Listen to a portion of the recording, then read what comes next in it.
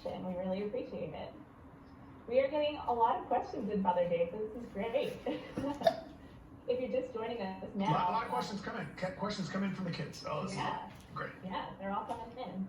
And if you're just joining us now, we are taking questions of faith from your kids. One victory. Look at them all, yes.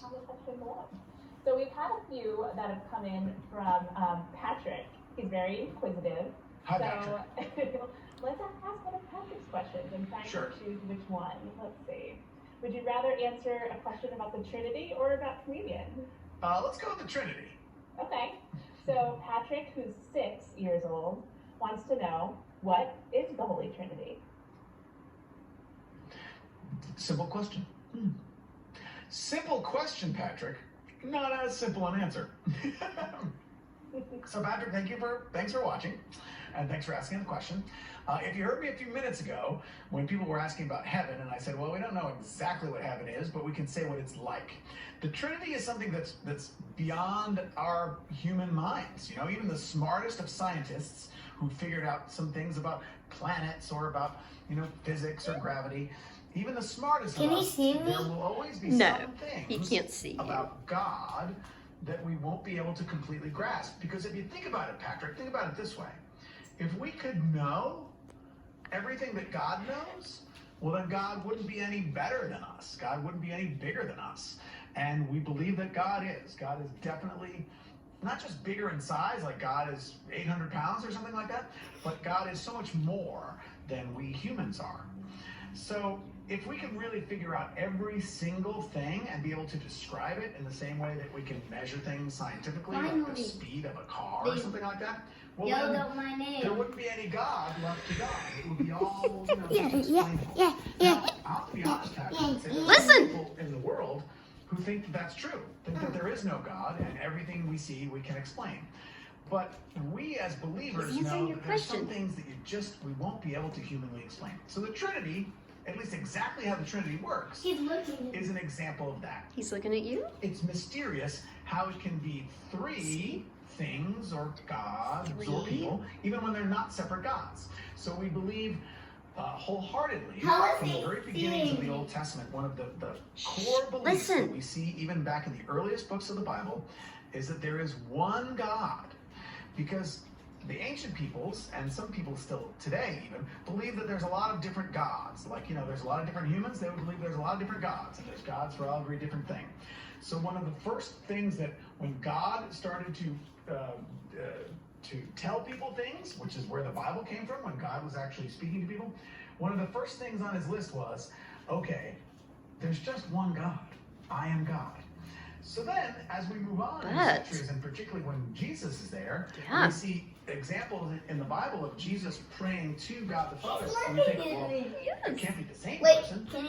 If they're not a conversation in prayer, you talk to yourself, you're like, oh, hey, how you doing? I don't know, I'm doing fine. Listen. Don't be silly.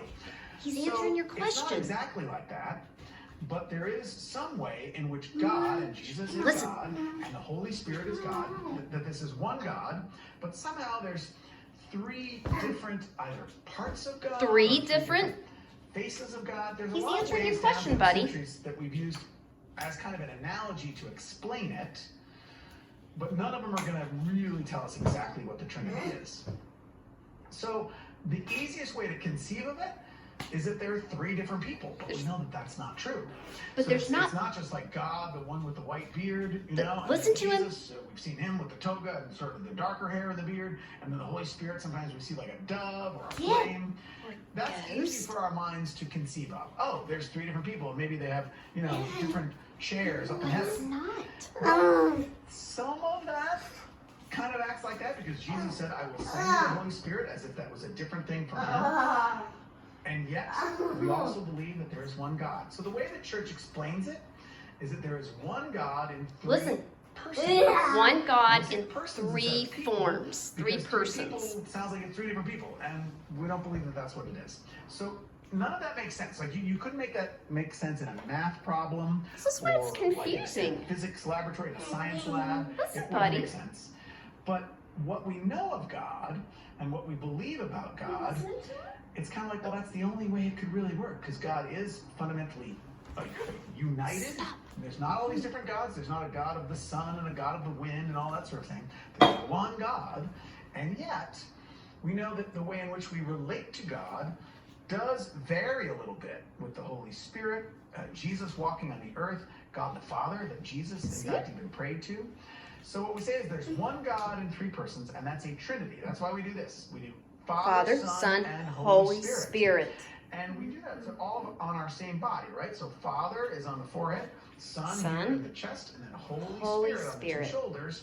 Well, if you think about it, those three places, or four different places on our bodies, I know are what different it places. makes. Like my forehead is different than my I know chest. what it makes. And yet, it's all part of my body, right? It's so we wouldn't this. say, like, my forehead can't go off on its own and just, like, you go to dinner while my chest is over here taking a nap.